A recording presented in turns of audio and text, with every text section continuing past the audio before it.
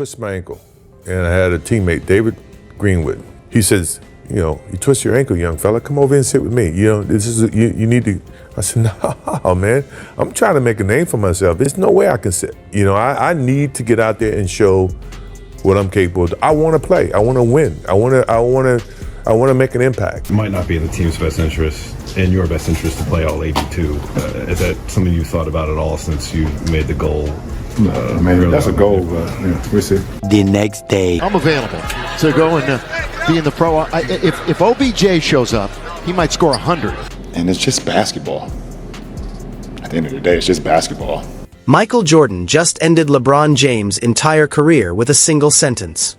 And when you hear what he said, you'll realize this wasn't just shade. It was a full-on dismantling of everything LeBron stands for. Jordan went on NBC, looked straight into the camera, and delivered something so brutal that every current NBA superstar probably felt it in their chest. He spoke about fans who sacrifice everything to watch a single game, about what it truly means to be great, and about the difference between playing for legacy versus playing for a paycheck. So if the guys are coming to watch me play, I don't want to miss that opportunity. Now, physically, if I can't do it, then I can't do it. But physically, if I can do it, and I just don't feel like doing it, that's a whole different length. And here's the wildest part. This wasn't some random interview. This was Michael Jordan breaking his long silence to send a message. While LeBron has been coasting, resting, and treating basketball just like a game, Jordan reminded everyone what true greatness looks like, and in doing so, revealed a lot about the current state of the NBA. It's the kind of perspective that could change how you view every superstar forever. Here's what happened. NBC brought back NBA coverage this season for the first time in over 20 years, and they pulled off something huge. They got Michael Jordan to return, not as a player, of course, but as a special contributor. Jordan rarely does interviews.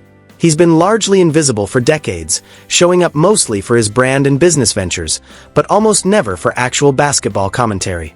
So when NBC announced he would share his thoughts on the game, the world paid attention.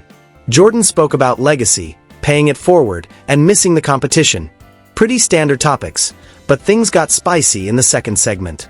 The discussion turned to load management, and Jordan didn't hold back. He said load management shouldn't even exist, explaining that every single game is an opportunity to prove yourself. What do you think of when you hear the term load management thrown around? It shouldn't be needed, first and foremost. I never wanted to miss a game because it was an opportunity to prove. It was something that I felt like, the fans are there to watch me play. I want to impress that guy. But here's where it gets real. Jordan started talking about the fans, the people sitting way up in the cheap seats, the ones who worked their entire lives just to afford a single ticket to see him play. He said those fans mattered to him. Playing wasn't just about himself. It was about the person who sacrificed everything just to watch him perform once. Think about that for a second. Jordan was speaking about duty, responsibility, and understanding that when you're making $40 or $50 million a year, you owe it to the people paying to see you play to actually show up. He made it clear, if you're physically able to play, you play. No excuses, no rest days, no load management. You suit up and you compete. The fans are there to watch me play. I want to impress that guy way up on top who probably worked his ass off to get a ticket or to get money to buy the ticket. You really cared about the guy who sat in the top deck at the Palace in Auburn Hills to watch you when you came to Detroit? Yeah, because I know he's probably yelling at me and I want to shut him up. Now, Jordan never said LeBron's name. He didn't call out Kawhi Leonard, Joel Embiid, or any of the other stars who sit out games like it's a weekend hobby. But everyone watching knew exactly what he meant. The current NBA culture, where superstars sit out back-to-backs and call it being smart, was built by LeBron James, and Jordan just tore the whole foundation down with a few sentences about fans in the upper sections. Social media exploded immediately. LeBron fans tried defending him, pointing out that he's played a lot of games in his career, but the numbers don't lie. Jordan played in 93% of his possible games across his entire career, including 2 major injury seasons. LeBron, 88%. And here's the kicker. Jordan played all 82 games 9 different times, 9 full seasons without missing a single game. LeBron has done it once in 23 years.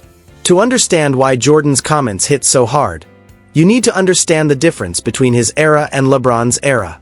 These aren't just two different players. They represent two completely different philosophies about basketball. Jordan played in an era where toughness was everything. The 80s and 90s, when the Detroit Bad Boys were allowed to physically destroy you on the court, and hard fouls weren't flagged, they were just basketball. Jordan got beat up every single night and kept coming back. He didn't sit out because his ankle was sore. He taped it up and played anyway. Remember the flu game in the 1997 NBA Finals? Game 5 against Utah? Jordan woke up violently sick, likely with food poisoning, so weak he could barely stand. Most players would have called it a day, but Jordan suited up, didn't even do a proper warm-up, and dropped 38 points, leading the Bulls to a win that put them one game away from the championship. At the end of the game, he literally collapsed into Scottie Pippen's arms because his body had nothing left.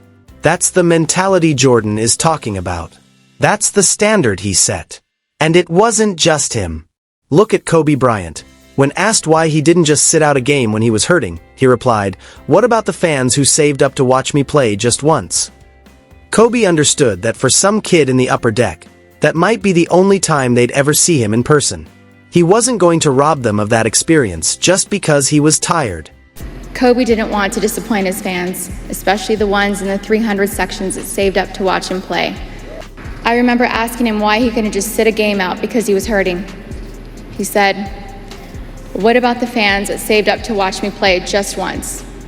He never forgot about his fans. Magic Johnson, Larry Bird, Kevin Garnett, these guys all carried the same mentality. Garnett spent years in Minnesota with terrible teams and no real support. Yet he played his heart out every single night because winning mattered. The competition mattered. These players would have played for free if they had to because they genuinely loved the game. Now, let's fast forward to 2016.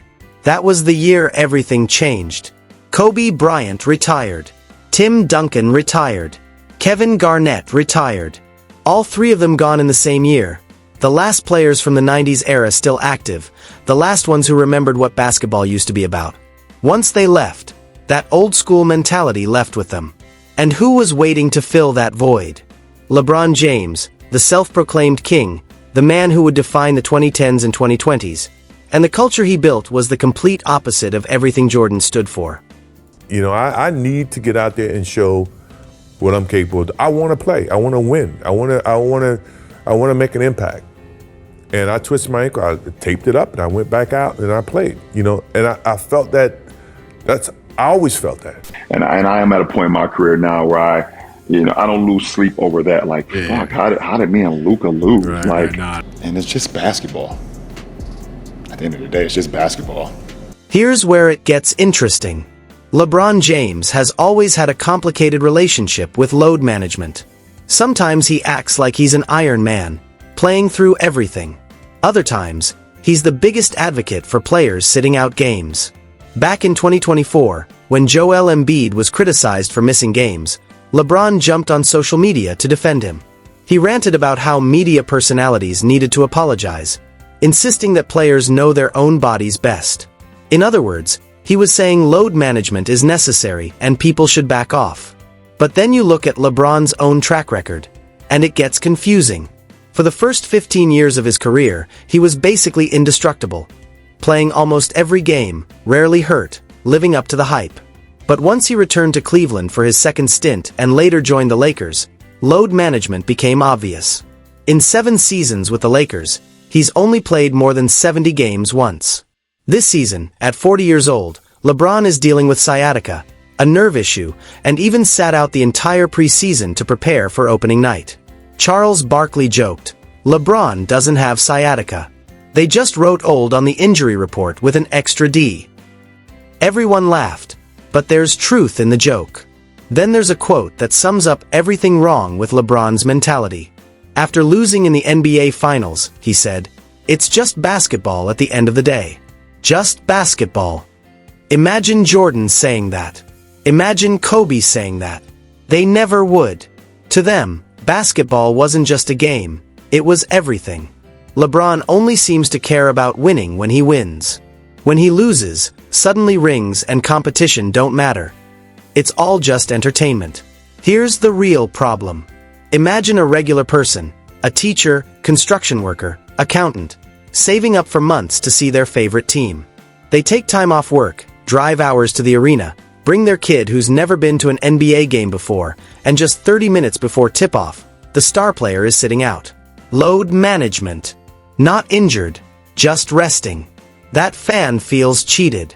That's what's happening to NBA fans nationwide. And the players don't care. They post on Instagram about prioritizing their bodies, but they don't think about the single mom who saved 3 months of grocery money to buy her child one ticket, or the diehard fan in the upper deck who may only see their hero once in their life. That's the fan experience Kobe and Jordan respected. They showed up because it was their responsibility. There's also financial hypocrisy. These players make $40, $50, sometimes $60 million a year. Generational wealth. Life-changing money. And they can't play 70 games? Fans pay these salaries through ticket sales, merchandise, and TV deals. The people funding their lifestyle deserve better than watching their heroes take nights off whenever it suits them. Load management also hurts team chemistry. How can a team build rhythm when the best player sits out every third game? How do role players develop timing with their star? Jordan understood this, saying, "Part of being a great teammate is leading by example." If the superstar making $50 million a year sits out for rest, what message does that send to young guys making the minimum? That showing up doesn't matter, effort is optional, and the game is just a job, not a passion. Now, let's talk about LeBron's legacy. He's been called the face of the NBA for nearly 2 decades, supposedly carrying the torch from Jordan and Kobe. But the culture he built is destroying the league. LeBron popularized 3 toxic ideas that have poisoned modern basketball.